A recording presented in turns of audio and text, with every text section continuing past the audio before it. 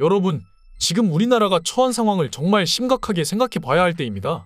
러시아와 북한의 군사동맹, 그리고 계속되는 북한의 핵 위협. 이런 상황에서 우리는 과연 안전하다고 할 수 있을까요? 우리의 안보, 우리의 미래가 위협받고 있는 이 시점에서 우리는 더 이상 주저할 시간이 없습니다. 최근 미국 상원의원 로저 위커가 한국의 독자적 핵무장 가능성을 언급했습니다.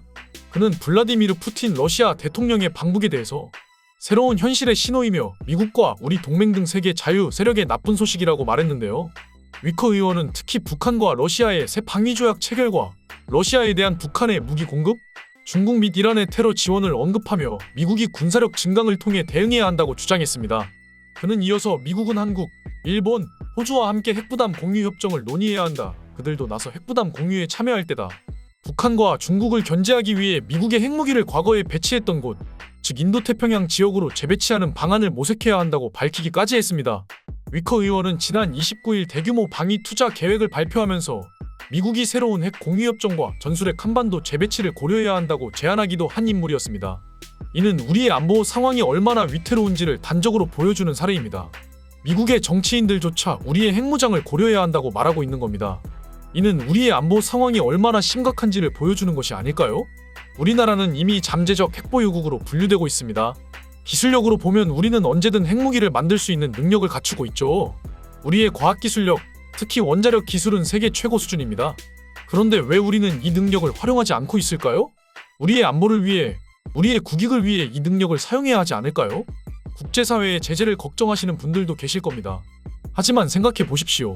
우리 방산 수출이 177%나 증가했다는 사실, 이는 우리의 기술력과 경쟁력을 전 세계가 인정하고 있다는 뜻이라고 볼 수 있습니다. 우리는 이미 세계 경제에서 없어서는 안 될 중요한 위치를 차지하고 있는데요. 반도체, 배터리, 조선 등 핵심 산업에서 우리는 세계를 선도하고 있는 중이죠. 이런 대한민국을 과연 세계가 쉽게 제재할 수 있으리라고는 생각되지 않습니다. 최근 그 비열한 독재자 푸틴은 더 강력한 핵무기 개발 의지를 밝혔습니다. 북한은 계속해서 핵실험을 하고 있고 중국은 우리를 압박하고 있습니다. 이런 상황에서 우리만 가만히 있어서는 안 된다는 것이죠. 온라인 커뮤니티에서는 우리도 강해져야 한다. 우리의 안보는 우리 스스로 지켜야 한다는 등의 반응이 들끓고 있습니다. 더 이상 다른 나라의 눈치를 보며 우리의 안보를 맡길 수는 없다는 겁니다. 세계의 많은 군사 전문가들은 우리가 결심만 하면 6개월에서 2년 안에 핵무기를 만들 수 있다고 합니다. 사실 이는 우리의 뛰어난 과학기술력을 생각하면 충분히 가능한 일인데요. 우리는 이미 고도의 미사일 기술을 보유하고 있고 원자력 기술도 세계 최고 수준입니다. 결국 우리에게 부족한 것은 기술이 아니라 결단입니다. 물론 미국과 중국의 반발이 있을 것입니다. 하지만 우리의 안보를 위해서라면 어느 정도의 반발은 감내해야 할 일이죠. 우리 스스로를 지킬 수 있는 힘을 갖추는 것, 그것이 진정한 자주국방 아닐까요? 우리가 강해져야 진정한 평화도 올 수 있는 법이죠. 게다가 핵무장을 하면 오히려 경제에 도움이 될 수도 있습니다. 안보가 확실해지면 외국 투자가 더 늘어날 수 있습니다.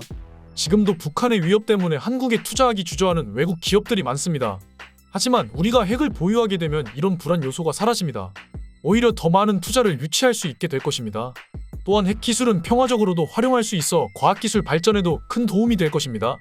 핵기술은 의료, 에너지, 우주 개발 등 다양한 분야에서 활용될 수 있습니다. 이는 우리 과학기술의 발전을 더욱 가속화할 것이고 결과적으로 국가 경쟁력 향상으로 이어질 것입니다. 우리가 핵을 보유하게 되면 국제사회에서의 위상도 크게 높아질 것입니다. 그리고 더 이상 강대국들 사이에서 눈치 보며 살지 않아도 되죠. 점차 세계 무대에서 우리의 목소리에 힘이 실리게 될 것입니다. 유엔 안전보장이사회 상임이사국 진출도 꿈만은 아니게 될 것인데요. 게다가 북한 문제 해결에도 도움이 될 수 있습니다. 지금은 북한이 핵을 가지고 우리를 위협하지만 우리도 핵을 갖게 되면 대등한 위치에서 대화를 할 수 있게 됩니다. 이것이 오히려 한반도 평화를 위한 길이 될 수도 있습니다.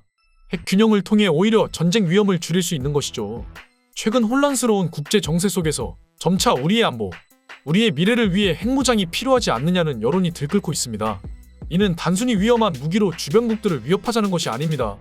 우리의 생존과 번영을 위한, 그리고 진정한 평화를 위한 선택일 수도 있습니다. 최근 국내 최대 온라인 커뮤니티에서 한누리꾼은 이렇게 말했습니다. 우리는 더 이상 주저해서는 안 된다. 지금이야말로 우리의 운명을 우리 손으로 결정할 때이다. 핵무장을 통해 우리는 더 안전하고 더 강한 나라가 될 수 있다. 이것이 우리와 우리 후손들을 위한 진정한 길이다. 생각해 보십시오.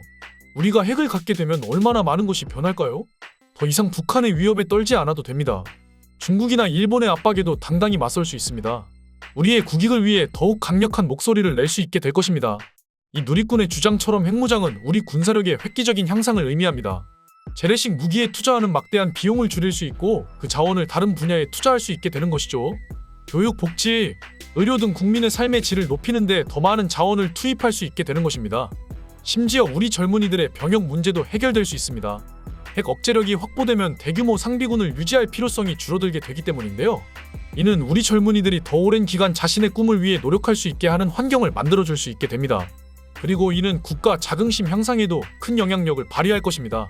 더 이상 강대국들 사이에서 눌려 살 필요가 없이 자주 국방을 통해 스스로 우리나라를 지킬 수 있다는 것이고, 이는 대한민국이 세계적인 강대국 반열에 오르게 되는 것을 의미하죠. 이는 단순히 국가적 자긍심만 문제가 아닙니다. 이는 우리 국민 모두에게 자신감과 긍지를 심어줄 것이고, 이는 결국 국가 발전의 원동력이 될 것입니다.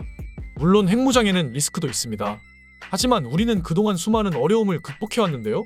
IMF 위기도 극복했고 코로나19 위기도 세계에서 가장 모범적으로 대처했습니다. 결국 대한민국에게는 어떤 어려움도 극복할 수 있는 저력이 있습니다. 우리가 핵을 보유하게 된다면 우리의 과학기술은 더욱 발전할 수도 있습니다. 핵기술은 첨단 과학기술의 결정체입니다.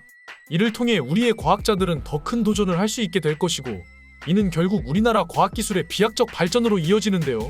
또한 핵기술은 신재생 에너지 개발에도 큰 도움이 되죠. 핵융합 기술이 상용화되면 우리는 무한한 에너지를 얻을 수 있게 됩니다. 이는 에너지 문제를 근본적으로 해결할 수 있는 길이 될 것입니다. 세계 무대에서 우리의 국제적 영향력도 크게 증가할 것입니다. 핵보유국으로서 우리는 국제 정세에 더 큰 영향력을 행사할 수 있게 됩니다. 한반도 문제는 물론이고 동북아, 나아가 세계 평화에 대해서도 우리의 목소리가 더욱 커질 것입니다. 여기에 우리가 핵을 보유하게 되면 통일의 길도 더 넓어질 수 있습니다. 지금은 북한이 핵을 앞세워 우리를 위협하고 있지만 우리도 핵을 갖게 되면 이런 불균형이 해소됩니다.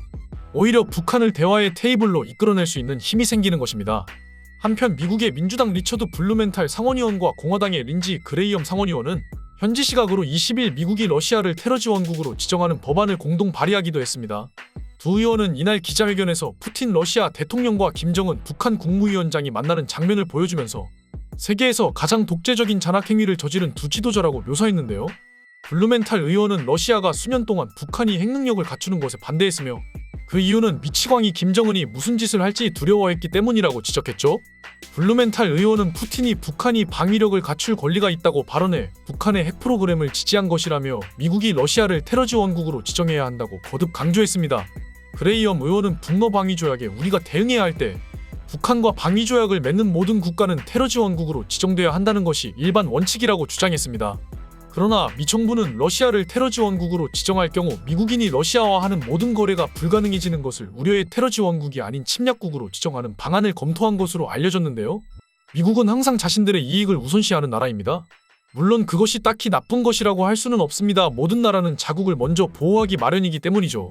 그렇기 때문에 국제사회에서는 그 누구도 다른 나라를 지켜줄 수 없고 결국 스스로를 지킬 수 있는 자주 국방으로 향하는 것만이 살아날 길이라고 보는 시각이 많습니다. 지금 대한민국은 역사의 갈림길에 서 있는 시기가 아닐까 싶습니다. 계속해서 강대국들의 눈치를 보며 살 것인가? 아니면 우리 스스로의 힘으로 우리의 운명을 개척해 나갈 것인가? 이제 우리가 선택해야 할 때라고 볼 수 있는데요. 핵무장에 대해 시청자 여러분들의 의견이 궁금합니다.